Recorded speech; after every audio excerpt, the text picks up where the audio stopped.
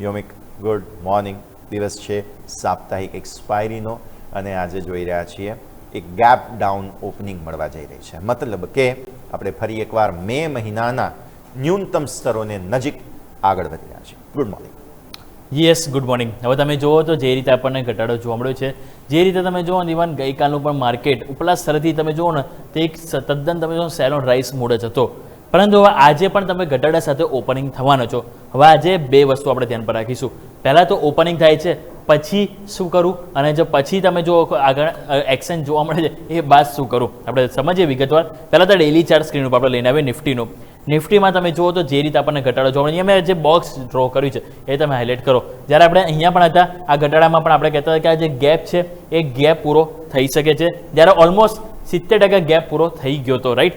પરંતુ ત્યાંથી તમે યુટર્ન પણ આપ્યો અને હવે ફરીથી છેલ્લા 4 દિવસના ઘટાડામાં તમે જો ફરીથી એક ગેપ પૂરો કરવાની તૈયારીઓ બતાવી રહ્યા છો. હવે કેટલું ક્લોઝિંગ છે? 23,382. ગિફ્ટ નિફ્ટી સંકેત કેટલા છે? 150 થી 200 પોઈન્ટના ઘટાડાના સંકેત છે. એટલે ચાન્સીસ છે કે આપણું ઓપનિંગ 23,200 ની નજીક થઈ શકે. એટલે આજે ઓપનિંગ બાદ તમારો સ્ટ્રોંગ સપોર્ટ એરિયા રહેશે 23,200 થી 23,160. એટલે જો આ ગેપ આજે પૂરો થઈ જાય છે તો ચાન્સીસ છે કે ત્યાંથી એક વખત યુટર્ન પણ આવી શકે. યુટર્ન હું કેમ કહ્યું છું? એવું નહીં કહેતો કે ત્યાંથી શોર્ટ કવરિંગ આવશે, જસ્ટ ટેમ્પરરી થોડોક નાનો યુટર્ન આવી શકે. યુટર્ન એટલા માટે કારણ કે ગઈકાલે જે રીતે ઘટાડો આવ્યો છે તો 15 મિનિટના ચાર્ટમાં નિફ્ટીની RSI ઓલરેડી 28 ઉપર આવી ગઈ છે. આજે તમે બીજા 150-200 એટલે ચાન્સીસ છે કે તમારી જે RSI છે નિફ્ટીની એ 15ની આજુબાજુ આપણે આવી જશે. એટલા માટે ચાન્સીસ છે કે આજે ઓપનિંગ બાદ એક વખત થોડુંક યુટર્ન પણ આવી શકે. અને જો યુટર્ન આવે છે પછી જો દિવસનો લો તૂટે છે તો પ્રોબ્લેમ થશે. સો આ કન્ડિશન જે છે એને આપણે ખાસ કરીને ધ્યાન પર રાખીશું. પરંતુ શરૂઆતમાં આપણે એઝ અ સપોર્ટ તરીકે 23,200 થી 23,160 નું લેવલ છે, જેને આપણે આજના દિવસે સ્ટ્રોંગ સપોર્ટ તરીકે જોઈશું. જો 23,160 નું લેવલ તૂટે છે અને તમે આજે જો એની નીચે જ ક્લોઝિંગ આપો છો તો પછી ચાન્સીસ રહેશે કે માર્કેટ એક વખત 22,950 થી 22,900 નું આ જે એરિયા છે ત્યાં તમે જઈ શકો છો. ક્લિયર. અને નવી તેજી માટે અગર જો ન્યૂનતમ સ્તરની ખરીદારી પણ આવે છે આ 23,200 થી 23,160 તો એ બધા સંજોગોમાં ઉપરની તરફ પહેલાં 23,500 આ લેવલ જ્યાં સુધી આપણે ના ક્રોસ કરીએ ત્યાં સુધી માર્કેટમાં સ્ટ્રક્ચર સેલ ઓન રાઈસ આપણને જોવા મળશે. સો બાય ઓન ડિપ્સ આપણે 23,500 ની ઉપર કરીશું. અધરવાઇઝ એની ઉપર આપણે તમે જો તો 23,700 નેક્સ્ટ લેવલ આવે છે, જે આવે છે 10 ડે એક્સપોનેન્શિયલ મૂવિંગ એવરેજ. ગઈકાલનો જો તમે હાઈ જોયો તો 23,733 હતો અને હાઈથી તમે જુઓ તો ઓલમોસ્ટ ગઈકાલનો ઘટાડો આપણને 350 પોઈન્ટ આજુબાજુ આપણને ઘટાડો બતાવે છે. એટલા માટે પહેલાં તો 23,500 આ મેઇન એરિયા છે જેની ઉપર ટકવું જરૂરી છે, અને એની ઉપર જાઓ છો તો 23,700ના લેવલ 10 ડેમાં છે એને માર્કેટ એપ્રોચ કરી શકે છે. પરંતુ જેમ આપણે વાત કરીએ ઓપનિંગ બાદ 23,200 23,160 આ બે લેવલ છે જેને આપણે રિસ્પેક્ટ આપીશું. હવે આપણે વાત કરીએ એક વખત 15 મિનિટ. 15 મિનિટ તમે જો છેલ્લા 2-3 દિવસથી તમને એક સતત ઘટાડો જોવા મળી રહ્યો છે. તો તમે જોઈ રહ્યા છો તો તમે જુઓ તો આપણને આ 29 તારીખ તમે જુઓ તો આપણને એક સતત ઘટાડો જોવા મળ્યો. એ બાદ તમે જોશો તો આપણને જૂન મહિનાની શરૂઆત પણ એક નેગેટિવ ફોર્મેશન સાથે જ થઈ છે. એટલા માટે હવે તમારે જોવાનું રહેશે કે આજે ફરી તમે નેગેટિવ સાથે થયું છો તો આ જે એરિયા જે છે ગેપ વાળો એ આપણે હું તમને વિસ્તારથી થોડુંક સમજાવું. 1 કલાકના ચાર્ટમાં આપણે 1 કલાકનો ચાર્ટ લઈને આવીએ. 1 કલાકના ચાર્ટમાં તમને જોવા મળશે આ જે ગેપ છે એ તમે નજર કરો તો આપણને અહીંયા તમે જુઓ મલ્ટિપલ અપડાઉન જોવા મળે છે. પરંતુ આ જે ગેપ હતો જે 800 પોઈન્ટ ગેપ અપ ઓપનિંગ જ્યારે નિફ્ટી થઈ હતી જ્યારે આપણે સીસપાઈના સમાચારને લઈને, અને એ ગેપ તમે જુઓ આજે ક્યાંક ને ક્યાંક પૂરો કરવા જઈ રહ્યા છો. એટલા માટે આ ગેપ છે કે જે આજે બહુ ઇમ્પોર્ટન્ટ લેવલ છે. અને જે વાત કરીએ આપણે આવે છે 23,200 અને 23,160 23,160 લેવલ છે ગેપનું, એટલે એ આપણે આજે ફોકસ કરીશું. ક્લિયર. તો આ વાત થઈ ગઈ આપણે નિફ્ટી ડેઇલી 15 મિનિટ અને 1 કલાકનો ચાર્ટ. હવે વાત કરીએ ઓપન ઇન્ટરેસ્ટ, કારણ કે આજે છે એક્સપાયરી. તો એક્સપાયરીમાં હવે ઓપન ઇન્ટરેસ્ટ તમે જો તો આજે 23,200 જે તમને શરૂઆતમાં મેં તમને કહ્યું સપોર્ટ તરીકે કીધું, હાઈએસ્ટ જો કોઈ સપોર્ટ એરિયા હોય 1 કરોડની નજીક તો છે 23,200 23,160 જે ગેપ છે. એટલે આજે ઓપનિંગ બાદ આ લેવલ છે 40-50 પોઈન્ટની જેને આપણે રિસ્પેક્ટ આપીશું. 23,300 જે આજે તૂટી જશે ઓપનિંગમાં ગિફ્ટ નિફ્ટી પ્રમાણે ઓપનિંગ થઈશું, કારણ કે ત્યાં 70 લાખ ફૂટ રાઇડર્સ છે પરંતુ નવું એડિશન ત્યાં નથી થયું. તમે જો અહીંયા પણ એડિશન તો નથી જ થયું, પરંતુ અહીંયા ઓલરેડી સંખ્યા થોડીક વધારે છે. એટલા માટે આપણે 23,200 ને રિસ્પેક્ટ થોડુંક આપી રહ્યા છે. અને એ બાદ 23,100 છે કે જ્યાં 60 લાખ આજુબાજુ છે.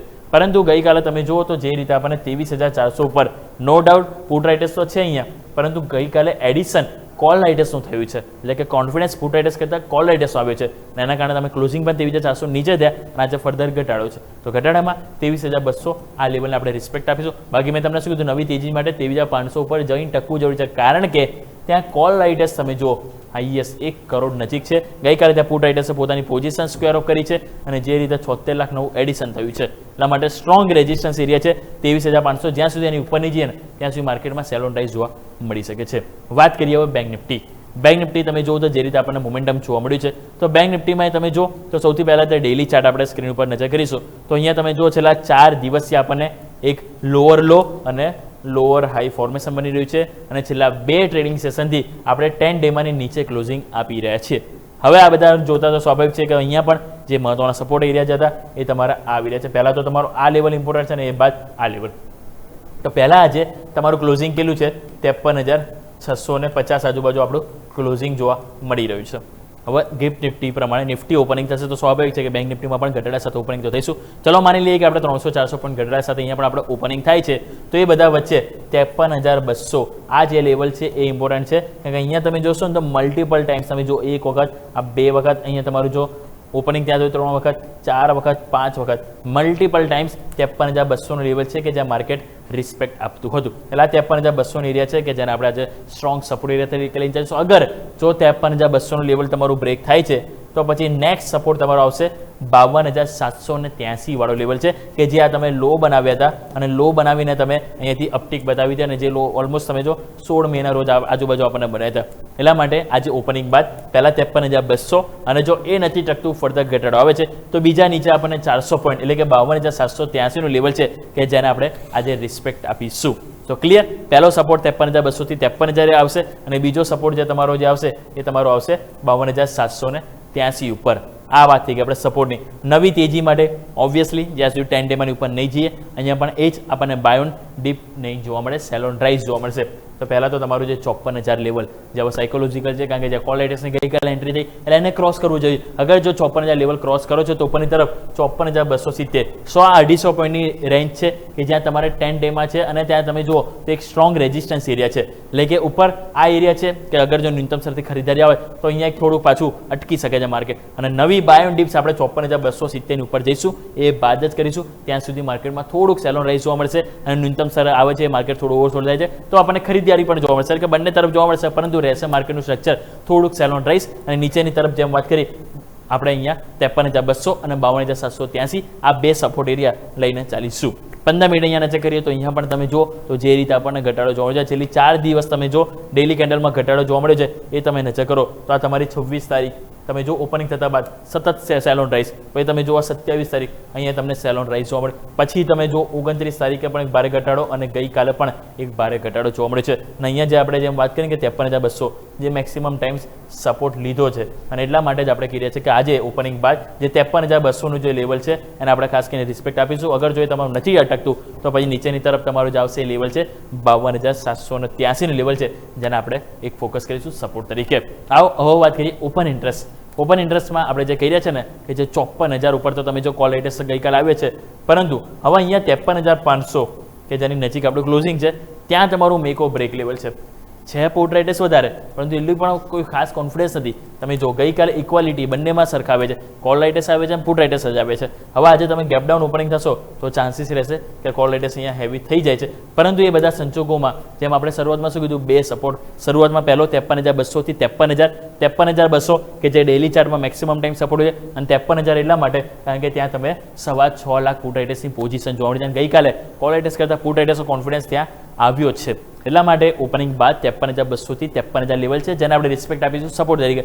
અગર જો એ તૂટે છે તો પછી જેમ આપણે વાત કરી 52,783 એ સપોર્ટ છે કે જ્યાં આપણે અહીંયા એક વેઇટ કરીશું રિવર્સલ માટે. સો ક્લિયર જેમ આપણે વાત કરી નિફ્ટી માટે આજે ઘટાડા બાદ 53,200 થી 53,000 લેવલ અને એ બાદ 52,783 ને સપોર્ટ તરીકે લઈને ચાલીશું.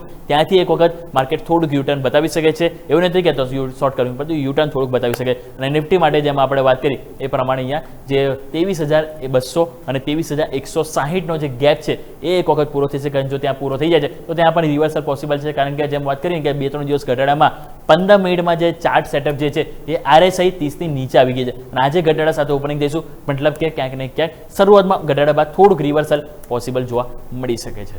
યસ.